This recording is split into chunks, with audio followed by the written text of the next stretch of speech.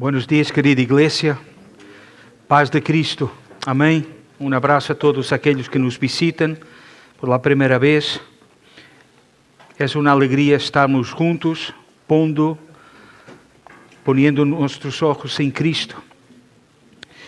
Nossos olhos em los cielos, aonde Cristo ha venido para salvar-nos, para trazer esperança. Quero invitar-te a abrir a palavra do Senhor no primeiro livro da Bíblia, Gênesis, capítulo 1.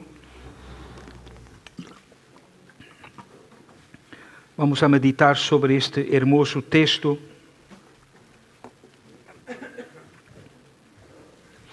Gênesis, capítulo 1. Puedes acompanhá-lo aí na pantalla.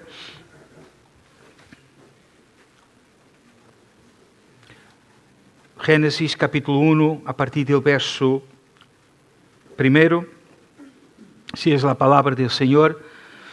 En el principio criou Deus os cielos e a terra estava desordenada e vacía, e as tinieblas estavam sobre a faz del abismo, e o Espírito de Deus se movia sobre a faz de las aguas. E dijo Deus: sea la luz, e foi la luz. E viu Deus que la luz era buena, e separou Deus la luz de las tinieblas. E chamou Deus a la luz dia, e a las tinieblas chamou noche. E foi la tarde e la mañana un día. Luego dijo Deus: hay expansión en medio de las aguas, y separe las aguas de las aguas. Hizo Deus la expansión y separó las aguas que estaban debajo de la expansión de las aguas que estaban sobre la expansión. Y fue así. Y llamó Dios a la expansión cielos. Y fue la tarde y la mañana el día segundo. Hasta aquí la palabra del Señor. Vamos a orar. Vamos a seguir orando, clamando, poniendo nuestros ojos, nuestra esperanza, nuestra mente y nuestro corazón en los cielos. En los cielos, que el Señor traiga ahora la visión que dio a su siervo Isaías, cuando Isaías estaba sin esperanza, como en los días de hoy, en los días que hoy estamos viviendo. El Señor le dio una visión, que esa visión venga ahora sobre nuestra mente, que arraigue nuestra esperanza, la visión de Dios sentado en un alto y sublime trono, el Dios, el Jehová, el Dios creador de los cielos y de la tierra, gobernando sobre todo el universo, con su santidad, con su gloria. Su gloria está sobre cada centímetro, milímetro de esta creación. La historia de nuestra vida está en sus manos.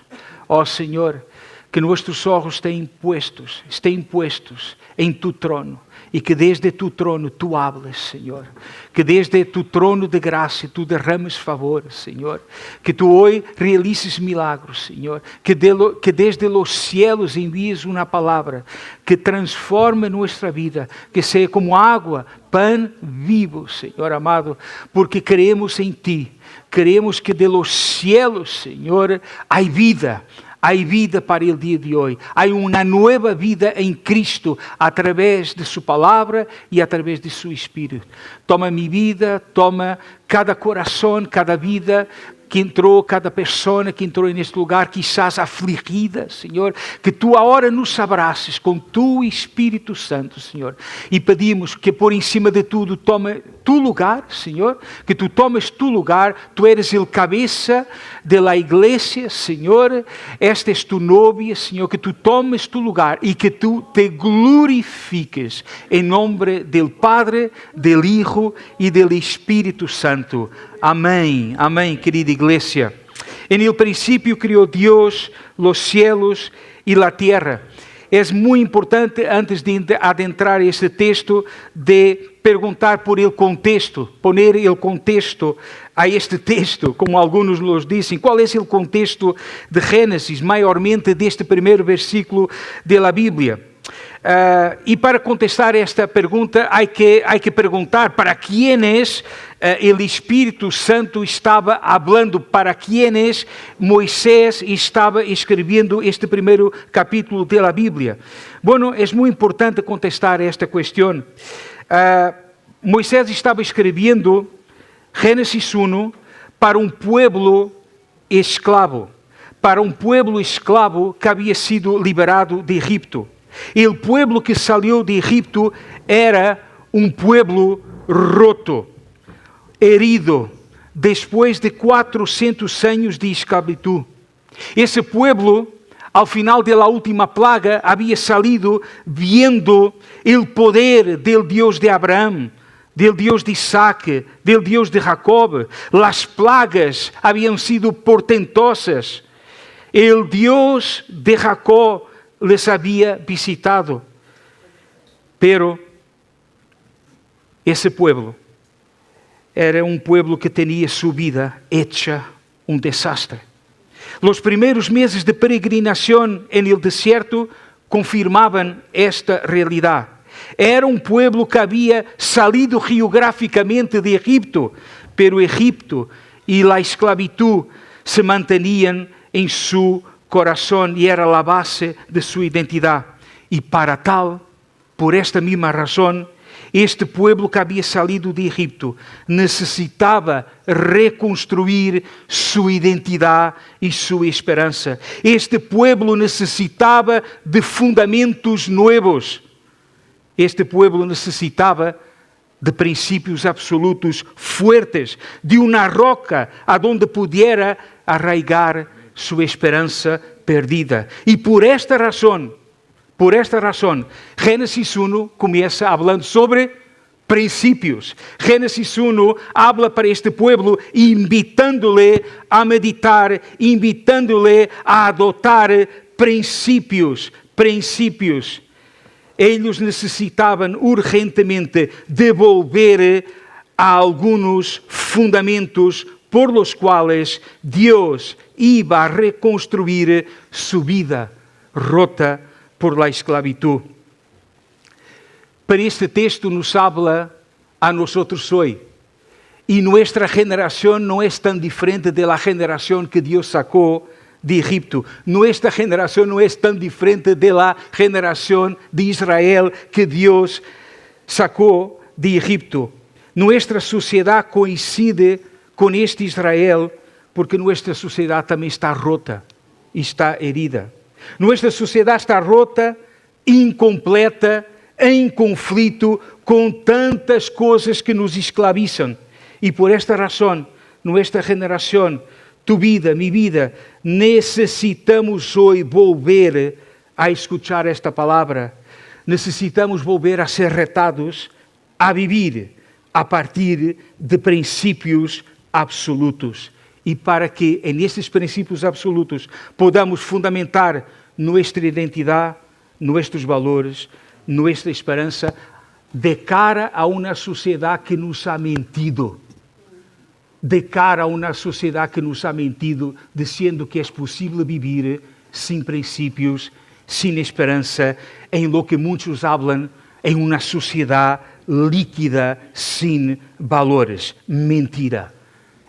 Esta narrativa de Gênesis 1 nos invita a repensar nossa existência e nos reta a passar a viver a partir de los princípios criados por Deus. Depois desta introdução, depois de ver o contexto para quienes Deus estava escrevendo este primeiro capítulo, quero então apresentar alguns desses princípios. Este texto é muito rico, pero creio que seguindo o texto, sendo fiel ao texto, creio que podemos encontrar aqui 3 grandes princípios aonde nossa vida deve estar arraigada.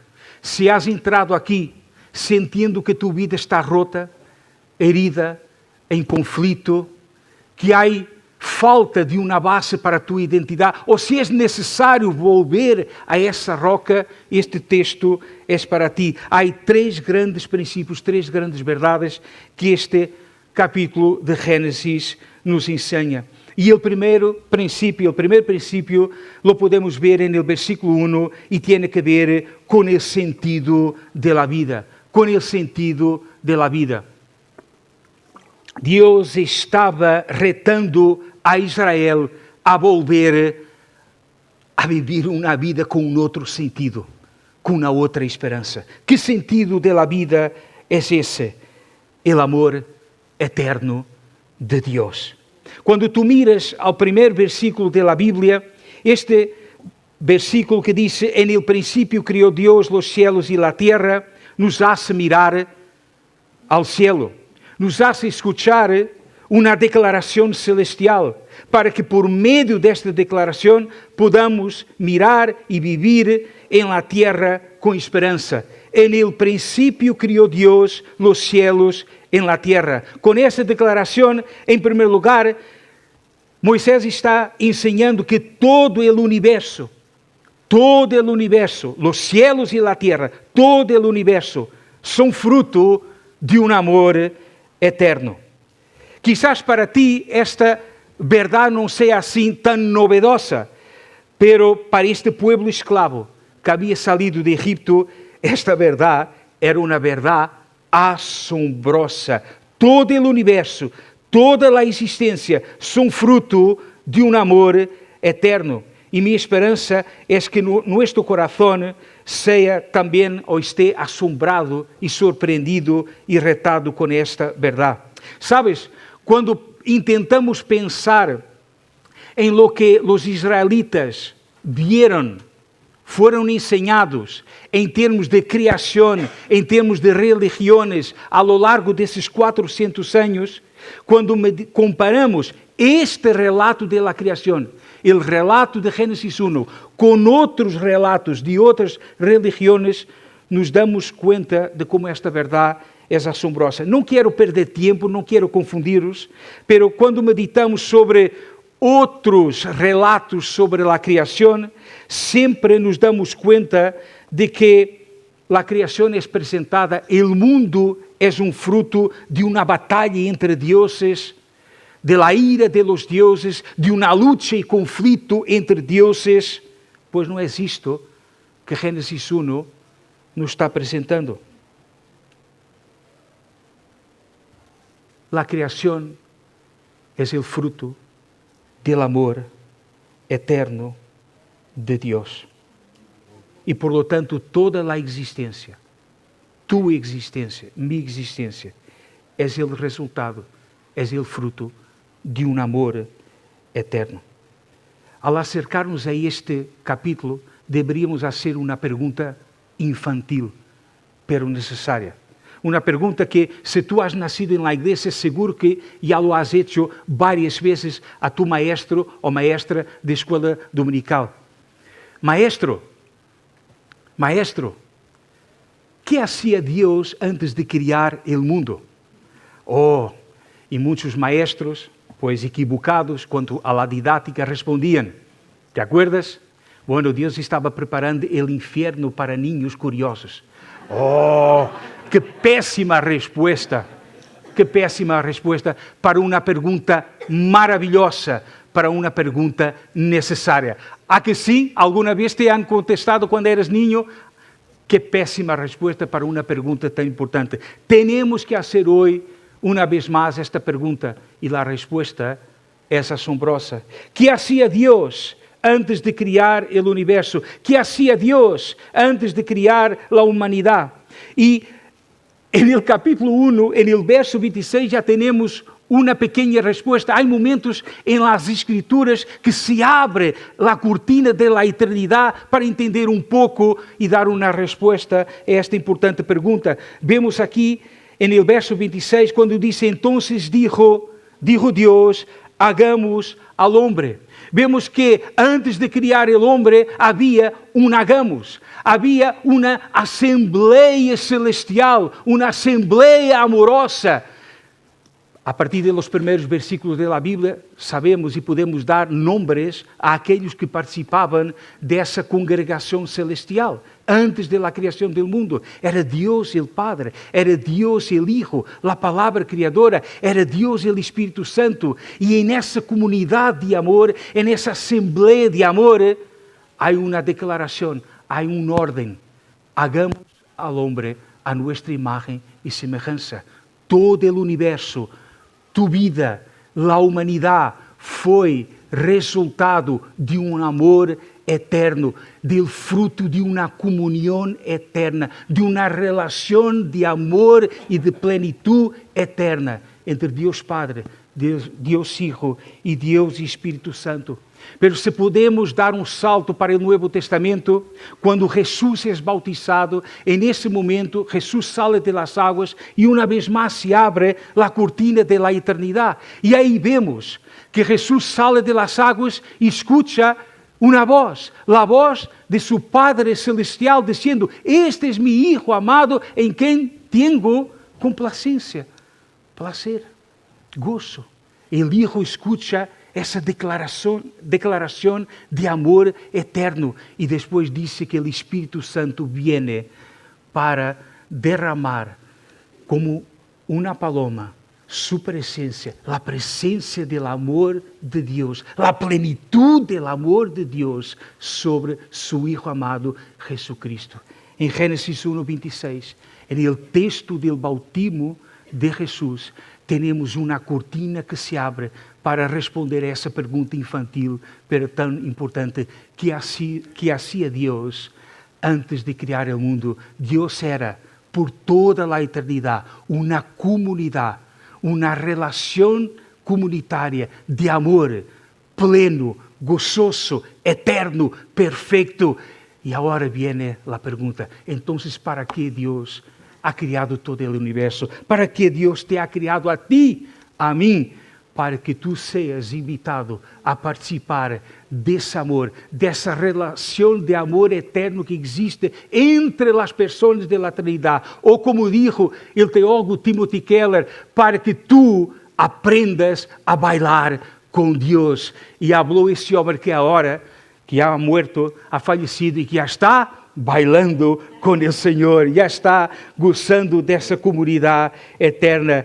Deus nos amou primeiro. Essa vai ser a declaração da Bíblia. E toda a existência, tua existência, são fruto de um amor eterno.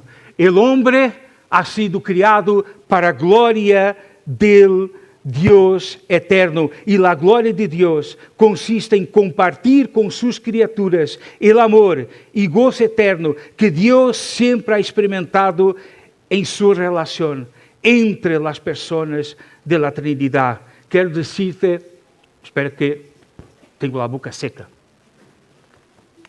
Agora bem, quero dizer-te que este é o significado e valor eterno que tem tu vida, que tem minha vida. Foste criado para experimentar a glória de Deus. E Davi lo sabia também, que no Salmo 16, no verso 11, dice: me mostrarás la senda de la vida. Em tu presença há plenitude de gozo, delícias a tu diestra para sempre. Para isto has sido criado tu e todo este universo. E querida igreja, aqui falham os deuses de nosso tempo. Os deuses del tempo de los egipcios, que criavam a partir da ira, da violência, do rancor, falhavam, porque não davam esperança, não davam sentido para a vida. Pero lo mismo ocorre com os deuses de nossa época. O relativismo, o individualismo que diz que deves viver para ti, o materialismo que diz que tua única esperança deve ser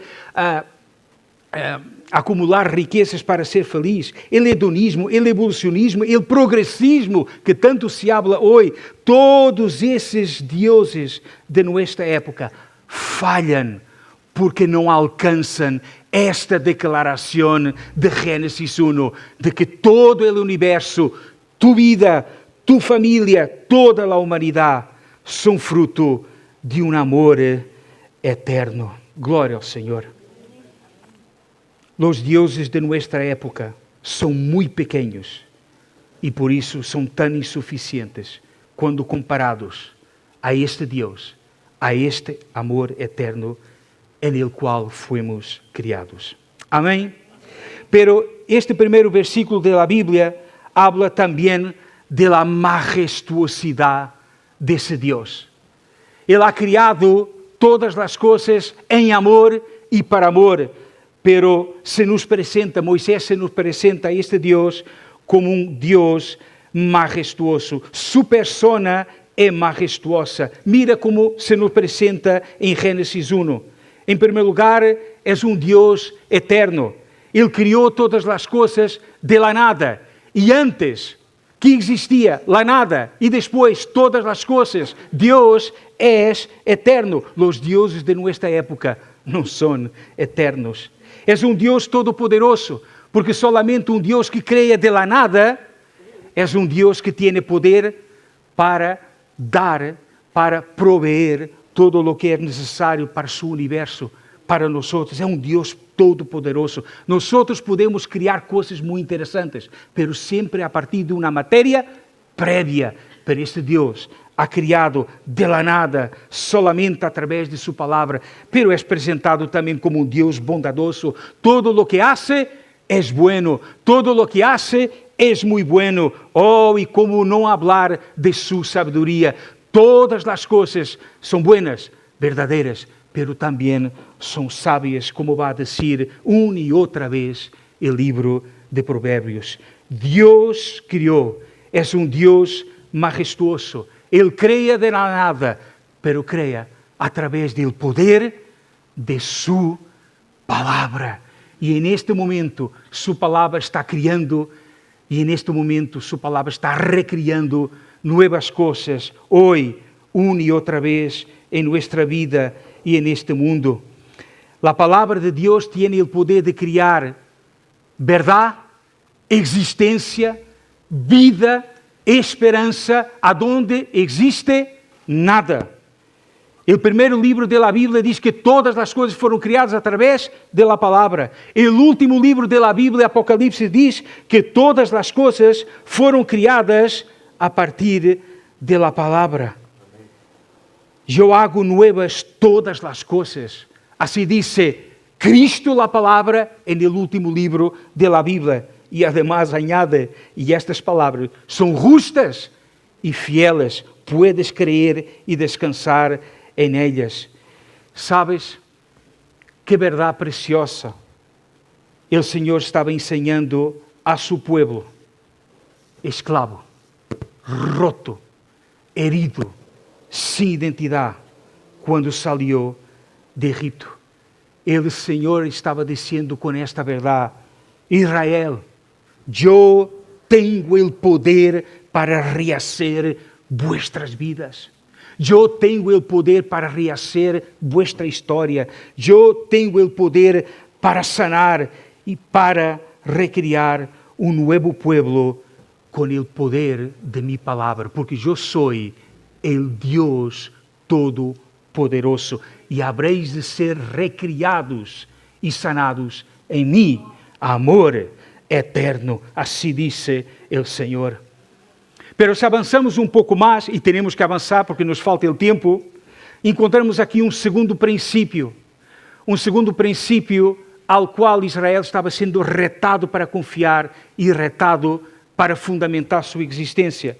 E lo encontramos aí no verso 2. E a terra estava desordenada e vazia. Pido que repitas outra vez esta declaração. Vai ser importante, é didático hacerlo. E a terra estava...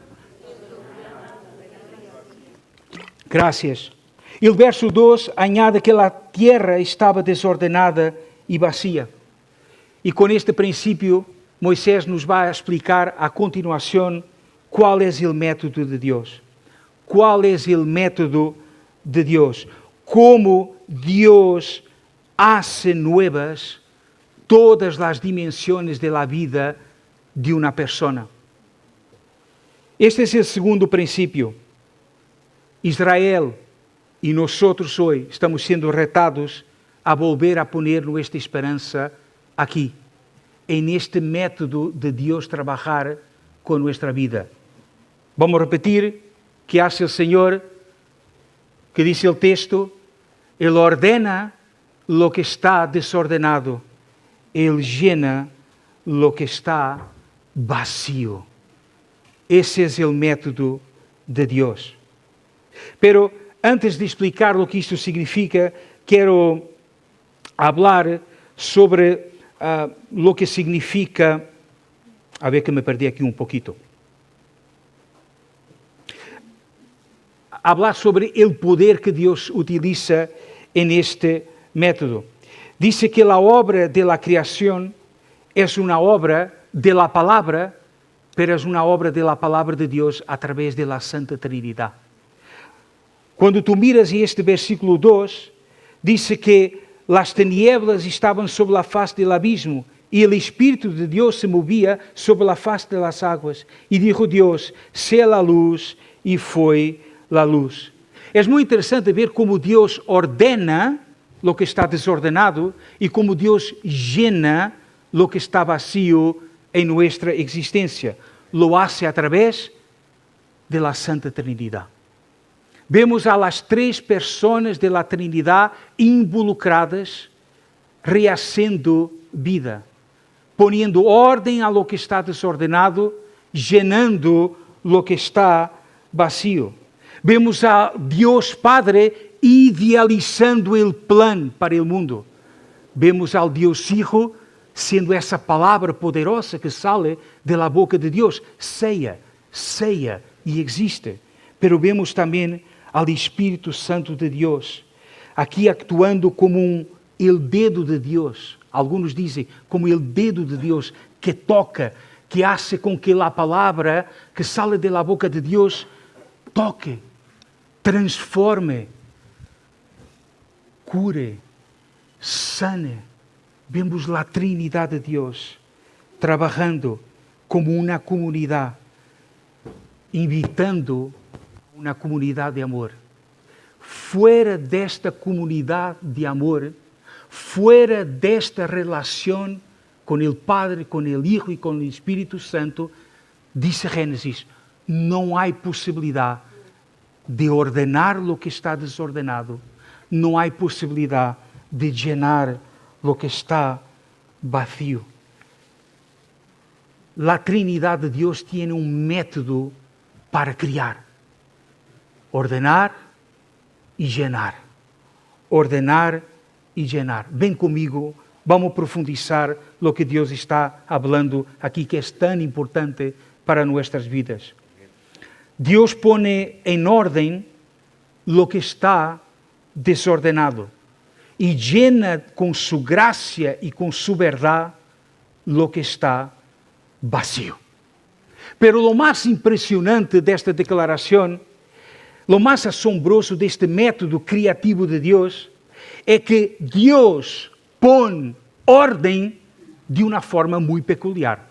Tú cuando quieres poner orden, ¿no? Guillermo habló sobre la cocina, bueno, es un ejemplo maravilloso. Cuando quieres ordenar la cocina, ¿qué haces? Hay métodos, ¿no? Cada uno tiene su método, pero en última instancia, pues tú tienes que ir fregando, tú tienes que ir quitando la mugre, tú tienes que ordenar las cosas.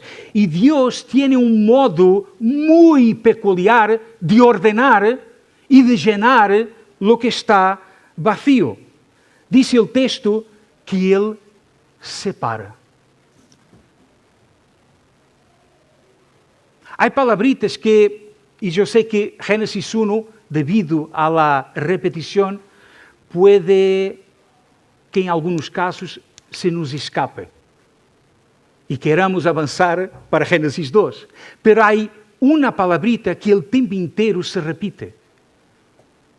Y sin esa palabrita no podemos entender cómo Dios pone orden en la creación en nuestra vida. Y la palabra es separa. Separa. Dios separa poniendo límites en las cosas que va criando. Y ese es el modo de Dios poner orden. Él separa, dice aquí el texto, que Él separa la luz de las tinieblas y llena al mundo con noche y día. Él separa. Sin separar día y noche, luz y tinieblas, no hay posibilidad de tener orden. No hay posibilidad de tener día ni noche. Dios separa, Dios pone límites. Ese es el modo de Dios criar, ese es el modo de Dios poner orden a donde existe desorden. Y así, según Génesis 1, los límites de Dios son necesarios, porque fuera de esos límites solo hay caos y muerte. ¡Wow! Isto é asombroso. E é asombroso para uma geração que quando escucha falar de límites, se lhe empiezan a crujir los dientes. Como que límites? Sim. Génesis 1 nos está ensinando que se tu queres ser transformado por este Deus, se tu das permiso para este Deus entrar em tu vida, para poner ordem aonde há desordem, para llenar lo que está vacío, isso passará por ter uma relação com esse Deus que implicará fé e obediência a seus mandamentos, a seus límites. Em Génesis 1, os límites de Deus generam vida, mientras que a ausência de límites generam caos e morte. Para essa geração que saiu de Egipto, esta verdade, esta invitação foi asombrosa. ¿Os acordáis de los primeiros passos? De las primeras peregrinaciones? Los primeros meses foram tão difíceis, não? Saliendo de Egipto para Horeb, para el monte Horeb. El tempo inteiro lo que el Senhor estava haciendo con ese pueblo era de enseñarles límites, de ponerles límites, para darles vida, para poner orden a donde havia tanta desordem, darles vida a donde havia tanta muerte.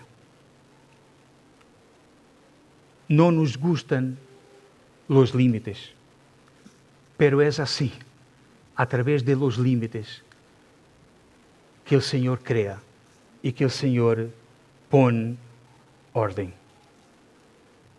Génesis 1 nos está invitando hoy, querida iglesia, a mirar a los límites, a mirar a los mandamientos de Dios, não como uma expressão de um Deus que é um aguafiestas, pero como uma expressão de amor de um Deus que quer rehacer nuestra vida, que quer reconstruir nuestra vida.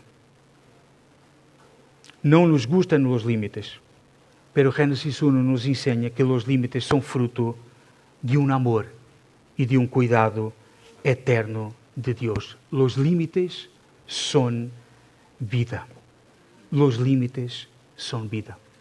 Basta com mirar para alguns textos para que uno se dê conta de que esta interpretação é correta. De lo que Moisés está falando aqui é asombroso e é poderoso. ¿Te acuerdas que em Génesis 1, quando Deus põe al hombre e a mulher em um jardim, lo primeiro que hace é darles límites? Porque senão o jardim seria um caos. Um caos. O pecado é a ausência de limites. É quando estamos lutando contra os limites de Deus. Pero a maior expressão de los límites de Deus são os 10 mandamentos. E aí, em los 10 mandamentos, uno entende claramente lo que Deus estava haciendo com Israel en el Sinaí. Esta semana estava lendo uma declaração muito bonita que dizia: Israel foi criado por la palabra de Dios en Horeb. Cuando el pueblo de Dios estaba escuchando los mandamientos serem revelados, lo que Dios estaba era creando una nueva nación a partir del poder de su palabra, de los límites. Y cuando escuchamos los 10 mandamientos, tenemos por un lado, sim, los límites de Dios, pero por otro lado tenemos a mandamientos que son fruto de amor, que nos cobijan, que nos protegem de nosotros mismos y que tienen el poder de poner en orden lo que está desordenado, de llenar lo que está vacío. Entonces, cuando Dios dice, amarás al Señor con todo tu corazón, con toda tu mente, con todas tus fuerzas, no tendrás otro Señor. Lo que el Señor está diciendo, por amor, no quiero que ames a outros deuses, porque esses falsos deuses te van a destruir. Límites. Amor. Quando Deus disse, não cobiçarás, o que Deus está dizendo é que tu coração foi criado para desejar e esperar grandes amores, amores eternos, que são derramados mientras caminas e te relacionas com a Trindade Santa. E por lo tanto, quando digo, não cobiçarás, o que te estou dizendo, lo que te estoy haciendo es protegerte de falsos amores. Cuando el Señor dice, amarás a tu padre, a tu madre, los honrarás, lo que el Señor está diciendo a través de ese límite es protegernos de relaciones destructivas que manchan la tierra y la llenan de sangre. Porque nuestra tierra está llena de sangre, porque las relaciones están rotas. ¿Entiendes por qué los límites de Dios son tan importantes para que nuestra vida sea reconstruida? ¿Cómo podemos responder a esta segunda verdad? Voy a hacer una cosa que es muy ridícula, pero es lo primero que me ocurre. Es coger este libro, que son los mandamientos de Dios, besarlo y comerlo y decir, te amo, Señor, amo tus mandamientos, porque tus mandamientos son o resultado de tu amor, tus mandamientos son vida, tus mandamientos son vida. Pero en nuestro corazón hay siempre una lucha, y la lucha es la siguiente. Queremos reconstruir nuestra vida. Queremos poner en orden lo que está desordenado. Pero queremos hacerlo a través de nuestros mandamientos, de nuestro querer, de una vida centrada en uno mismo. Y Génesis 1 dice, ese es el camino de la destrucción. Ese es el camino del caos. ¿Qué cosas el Señor quiere hoy poner en orden en nuestra vida? Bueno, a partir de Génesis 3 ya lo podemos entender. A partir de la caída del hombre, más o menos ya lo podemos entender. El Señor quiere en primer lugar poner en orden nuestra relación con Él. El pecado afecta nuestra relación con Él. Cuando el Señor pone límites, Él quiere reconstruir nuestra relación con Él. El Señor también quiere reconstruir nuestra mente, el modo como pensamos y el modo como deseamos. Me acuerdo, se me permitís aquí un paréntesis, ya estoy caminando para el final. Me acuerdo que cuando empecé un máster en São Paulo, un máster de filosofía y teología, no podría ser de un modo diferente, me senté con mi tutor, que es el director, era el director de la facultad, y él me preguntó, ¿por qué quieres hacer el máster? Y yo le contesté de una forma muy sencilla, porque me interesa pues esa relación entre filosofía y teología, entre la palabra de Dios y también el modo como el hombre piensa. Y él, casi me poniendo el dedo así en la nariz, me dijo, en este curso, en este mestrado, tú vas a pasar a pensar a partir de las categorías de Dios. Dios va a convertir tu mente. Y yo me quedé así, petrificado. Y era verdad. Amaba al Señor, pero pensaba en categorías mundanas. El Señor también quiere poner en orden el modo como pensamos, para que pensemos segundo los pensamientos de Dios, según las verdades de la Biblia. Pero el Señor también quiere poner en orden relaciones rotas por el pecado, la relación con la esposa, con el esposo, con los hijos, con los amigos. El Señor quiere poner en orden y por eso da mandamientos. Pon límites en nuestra vida. ¿Te acuerdas cuando Ezequiel miró a Israel y pensó, madre mía, ¿cómo está este pueblo?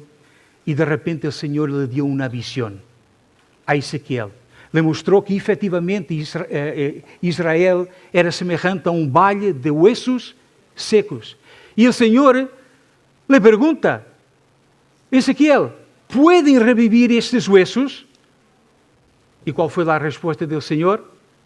Profetiza, predica, habla de la palabra a estos huesos secos y los huesos secos volverán a vivir a través de la palabra del Señor, porque los mandamientos del Señor son vida. Y por esa misma razón en el Salmo 19 David gasta la mitad, más de la mitad del Salmo recordando, cantando y alabando el poder de la palabra del Señor. Wow, pero nos cuesta. A nuestra generación nos cuesta escuchar este tipo de cosas. Pensamos que vivir a partir de límites es echar a perder a nuestra libertad. Y es todo lo contrario. Y para eso quiero que Javi proyecte aquí una imagen. ¿Qué ves? ¿Ok? Muy bien. Buenas reacciones aquí. Si no conoces esta película, estás en pecado, ¿vale? Buscando a Nemo es una de las grandes películas y en este momento Nemo está en la pecera. Y quiero que vengas conmigo, porque Nemo estaba pasando por una crisis existencial, una paradoja, una aparente contradicción en su vida. Ahí estaba Nemo, dentro de una pecera, dentro de un acuario. ¿Qué quería hacer Nemo mientras estaba ahí en el acuario, en la pecera? Quería salir. El acuario, la pecera, en ese momento funcionaba como una limitación a la libertad de Nemo. ¿A que sí? Él quería el tiempo entero salir, pero si saliera del acuario, ¿qué pasaría? ¿Por qué? Porque él había sido criado para ser un pez y no para ser una ave, águila. Él había sido criado por Dios para vivir mientras permaneciera en el agua. Entonces aquí tenemos una crisis existencial de Nemo muy fuerte, que es la crisis que muchas veces viene a nuestro corazón. Es la crisis de Nemo. Nosotros tenemos la crisis de Nemo. ¿Qué crisis es esta? Queremos ser libres, queremos ir más allá de los límites de Dios, queremos ir más allá y intentar vivir más allá de los mandamientos de Dios, pero no entendemos que los mandamientos de Dios son como una gran pecera de amor que mantiene y preserva nuestra vida. Los mandamientos de Dios son como una gran pecera de amor que te cobija a ti y a mí y que dice, mientras te quedas aquí, aparentemente perdiendo tu libertad, mientras permanezcas en mis mandamientos, serás verdaderamente libre. Amén. Pero si quieres salir de la pecera, morirás. Y esa es la esencia del pecado. La verdadera libertad es cuando el hombre respeta los límites de la voluntad de Dios. La verdadera libertad es cuando tú y yo respetamos nuestro diseño, tal como fuimos criados por Dios. ¿Y te acuerdas cómo hemos empezado este sermón? Fuimos criados por amor y para una relación de amor. Esa es tu pecera. Ahí serás libre, ahí serás completo, ahí serás verdaderamente feliz.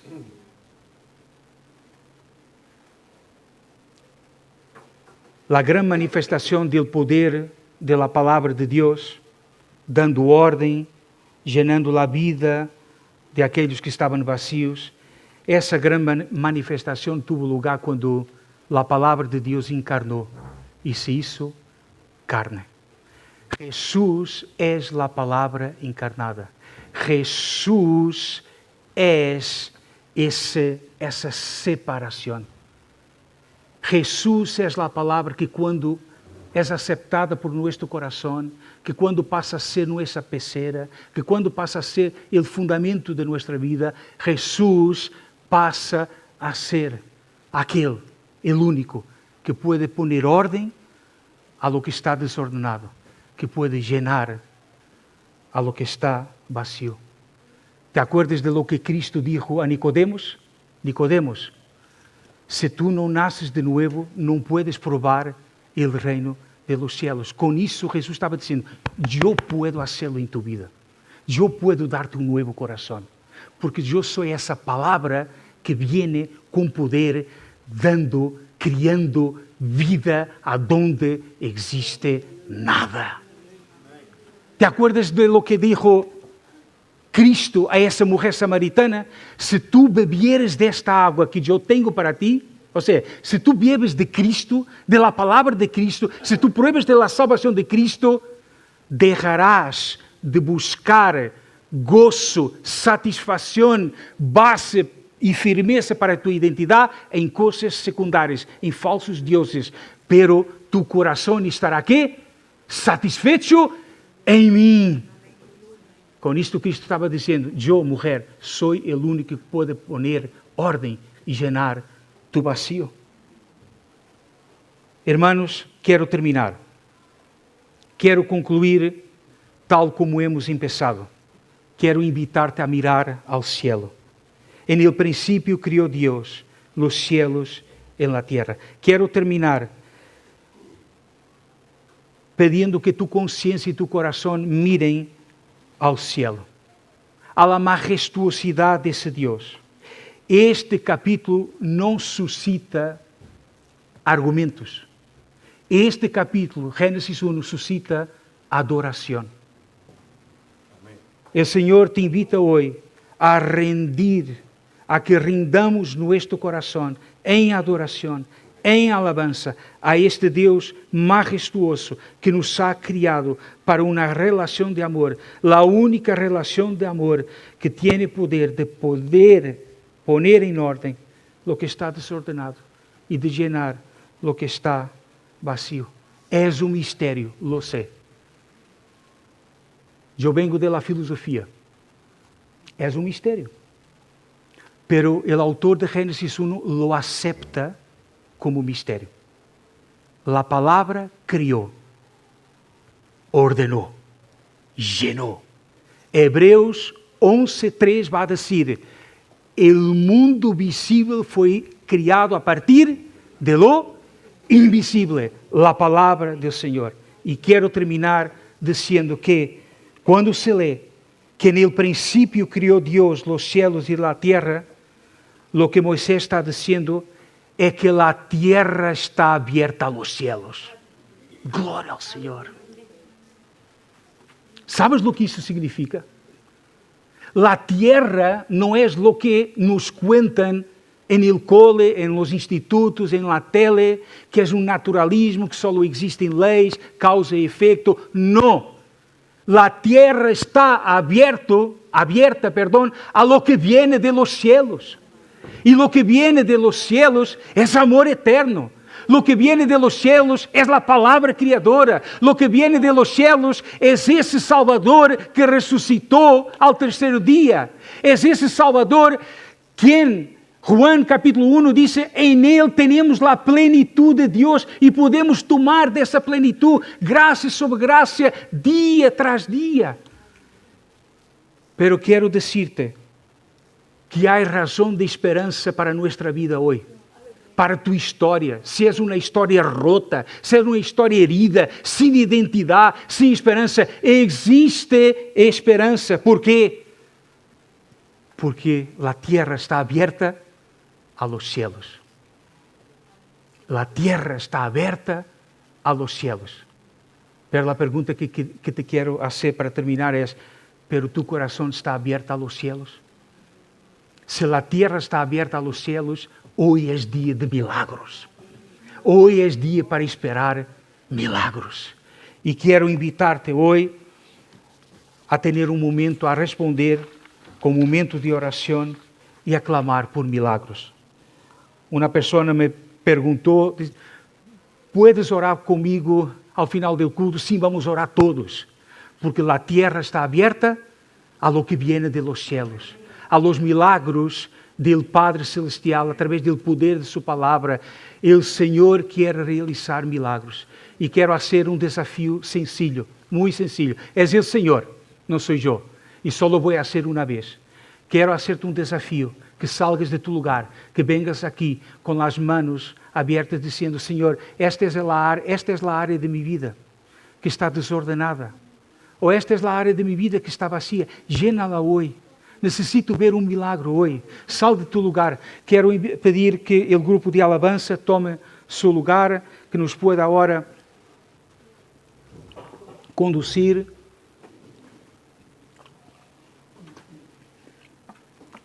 E mientras respondemos com a alabança, quero dar essa oportunidade para que aqueles que entraram aqui afligidos como o povo de Israel, se levantem, venham aqui e digam: Senhor, necessito deste milagre.